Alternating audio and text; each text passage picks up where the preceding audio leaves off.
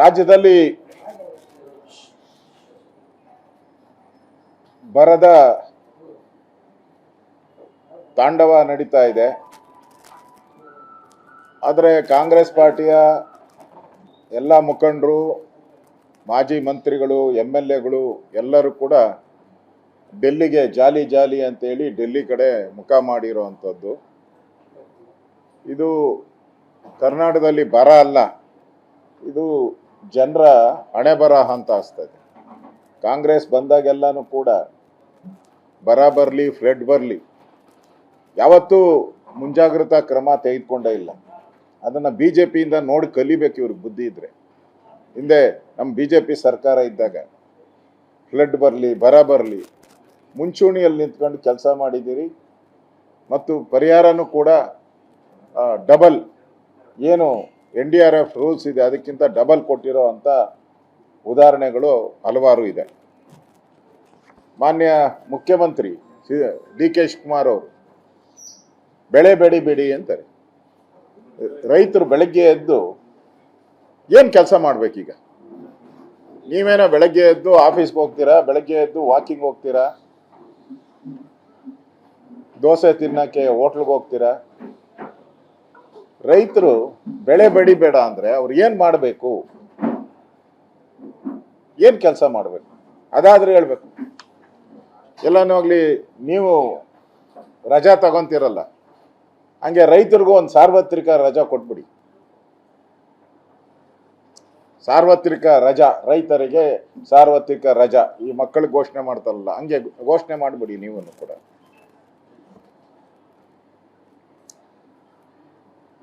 ರಾಮ್ಜಿ ಆ ಯೋಜನೆಗೆ ಕಲ್ಲಾಕಿದ್ರಿ, ಅದರ ಕೇಂದ್ರ ಸರ್ಕಾರದಿಂದ ಹಣ ಬರ್ತಾ ಇತ್ತು, ಅದಕ್ಕೂ ಕಲ್ಲಾಕಿದ್ರಿ ನೀವು. ಕಾವೇರಿ ನೀರನ್ನು ಯಾರು ಬಳಸಬೇಡಿ ಅಂತ ಹೇಳ್ತೀರಾ. ಕಾವೇರಿ ತಮಿಳ್ನಾಡಿಗೆ ನಿರಂತರವಾಗಿ ಕಾವೇರಿ ನೀರು ಹರ್ಕೊಂಡು ಹೋಗ್ತಾ ಇದೆ. ಕೇಳಿದ್ರೆ ಬೆಂಗಳೂರಿಗೆ ನೀರು ಬಿಡ್ತಾ ಇದ್ದೀರಿ ಅಂತೀರ. ಬೆಂಗಳೂರು ಬಿಟ್ಟು ಆಚೆ ಹೋಗ್ತಾ ಇದೆಯಲ್ಲ, ಆ ನೀರು ಯಾವುದು? ನಾನೇ ಮಳವಳ್ಳಿಯಲ್ಲಿ ಕಳೆದ ವಾರ ನಾನು ಮಳವಳ್ಳಿ ಭಾಗದಲ್ಲಿ, ಮಂಡ್ಯ ಭಾಗದಲ್ಲಿ ಒಣಗಿರೋ ಕಬ್ಬು, ಹಾಳಾಗಿರೋ ಕಬ್ಬು ವೀಕ್ಷಣೆ ಮಾಡಿದ್ದೆ. ಬರ ವೀಕ್ಷಣೆಗೆ ನಾನು ಆಗಲೇ ಪ್ರಾರಂಭ ಶುರು ಮಾಡಿ ಆಗಲೇ 1 ತಿಂಗಳಾಗಿದೆ. ನಾನು 15 ದಿನ ಆಗಿದೆ. 157 ತಾಲೂಕುಗಳಲ್ಲಿ ಬರ ಇದೆ. ಶೇಕಡ 80ರಷ್ಟು ಕೃಷಿ ಚಟುವಟಿಕೆ ಪೂರ್ತಿ ಸ್ಥಗಿತ ಆಗಿದೆ. ಆಗಲೇ ರೈತರ ಜಾನುವಾರುಗಳು ಮೇವಿಲ್ಲದೆ, ಹಸಿ ಮೇವಂತೂ ಸಿಗ್ತಾ ಇಲ್ಲ. ಇದ್ದಿದ್ದು ಒಣಮೇವನ್ನು ಕೂಡ ಕಳೆದ 2 ತಿಂಗಳಲ್ಲಿ ಖಾಲಿ ಆಗ್ತಾ ಇದೆ. ರೈತರ ಕೊಟ್ಟಿಗೆಯಲ್ಲಿದ್ದಂಥ ಒಣಮೇವನ್ನು ಕೂಡ ಖಾಲಿ ಆಗ್ತಾ ಇದೆ. ಇನ್ನು ರೈತರು ದನ ಕರುಗಳನ್ನು ಕಟಕರಿಗೆ ಮಾರುವಂಥ ಪರಿಸ್ಥಿತಿ ನಿರ್ಮಾಣ ಆಗಿದೆ. ಆಗಲೇ ಹಳ್ಳಿಗಳ ಬೀದಿಗಳಲ್ಲಿ, ರಸ್ತೆಗಳಲ್ಲಿ ದನಗಳನ್ನು ಬಿಟ್ಬಿಟ್ಟಿದ್ದಾರೆ. ಎಲ್ಲನ ಹೋಗಿ ಮೇಯ್ಕೊಂಬೋದವು. ಆ ಪರಿಸ್ಥಿತಿ ನಿರ್ಮಾಣ ಆಗಿದೆ. ಇನ್ನೊಂದು ಕಡೆ ಕಂದಾಯ ಸಚಿವರು, ಹೊಸದಾಗೇನೋ ಕಂದಾಯ ಸಚಿವರಾಗಿದ್ದಾರೆ ಅಂದರೆ ಅವರು DCಗಳಿಂದ 15 ದಿನದಲ್ಲಿ ವರದಿ ತಗೊಂತಾರಂತೆ. ಬರಗಾಲ ಬಂದು 2 ತಿಂಗಳ ಮೇಲಾದ್ರೂ ಈಗ 15 ದಿನ. 1 ತಿಂಗಳಿಂದನೇ 10,000 ಕೋಟಿ ಕೇಂದ್ರ ಸರ್ಕಾರ ಕೊಡಬೇಕು ಅಂತ ಬೊಗಳೆ ಹೊಡೆದವರು ಈಗ ವರದಿ ಕೇಳ್ತಾರಂತೆ DC. 15 ದಿನದಲ್ಲಿ ಅವ್ರು ಕೊಡೋದು ಯಾವಾಗ, ಇವ್ರು ತಗೊಳೋದು ಯಾವಾಗ, ಕೇಂದ್ರ ಸರ್ಕಾರಕ್ಕೆ ಕಳಿಸೋದು ಯಾವಾಗ, ಹಣ ಬರೋದು ಯಾವಾಗ? ಒಂದು 15 ತಾಲೂಕುಗಳು ತೀವ್ರ ಕೊರತೆ ಇದೆ. ಜೂನ್ನಲ್ಲಿ ಮಳೆ ಕೊರತೆ ಪ್ರಮಾಣ 42ರಷ್ಟು. 40ರ ಒಳಗಡೆ ಇದ್ರೆ, 45 ಇದ್ರೇನು ಕೂಡ ಬರ ಘೋಷಣೆ ಮಾಡಬೇಕು ಅಂತೇಳಿ ಕಾನೂನಲ್ಲೇ ಇದೆ, NDRF ಕಾನೂನಲ್ಲೇ ಇದೆ. ಜುಲೈನಲ್ಲೂ ಮಳೆ ಕೊರತೆ 34% ಇದೆ. ಕರಾವಳಿಯಲ್ಲಿ 35% ಮಳೆ ಕೊರತೆ, ಉತ್ತರ ಒಳನಾಡಲ್ಲಿ 33%, ದಕ್ಷಿಣ ಒಳನಾಡಲ್ಲಿ 31%.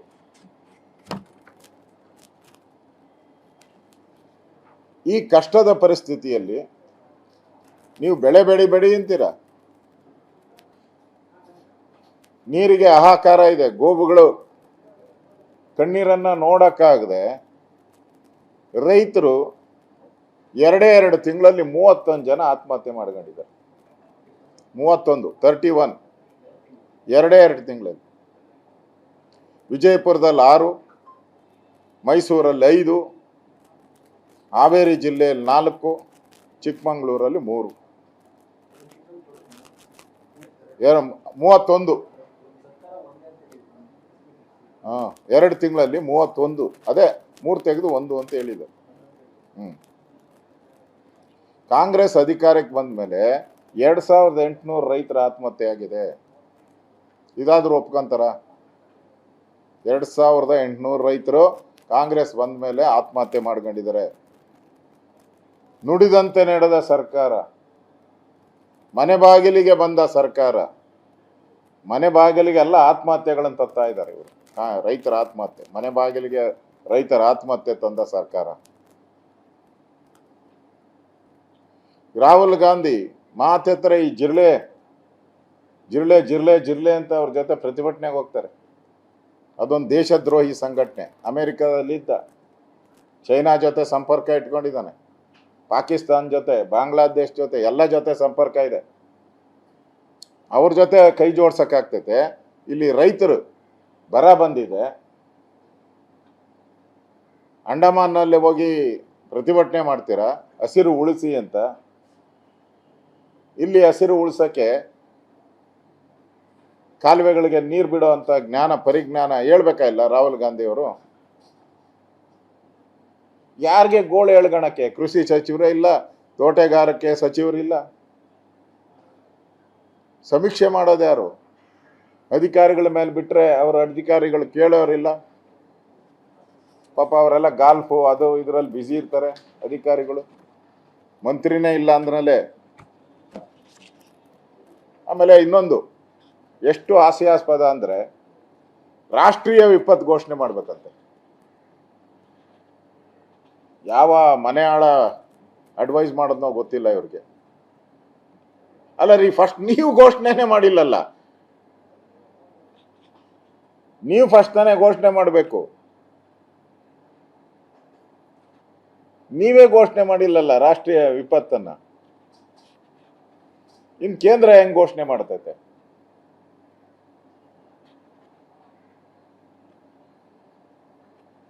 ಅದೇನೋ ಕಥೆ ಇಲ್ಲದ, ರೋಮ್ ಹತ್ತಿ ಉರಿತಾ ಇದ್ದಾರೆ, ಅದೇನೋ ಪಿಟೀಲ್ ಬಾರಿಸ್ಕೊಂಡು ಕೂತ್ಕೊಂಡಿದ್ರಂತೆ. ಹಂಗೆ ಡೆಲ್ಲಿಯಲ್ಲಿ ಜಿರ್ಲೆ ಜೊತೆ ಪಿಟೀಲ್ ಹೊಡ್ಕೊಂಡು ಕೂತವ್ರೆ ಮುಖ್ಯಮಂತ್ರಿಗಳು.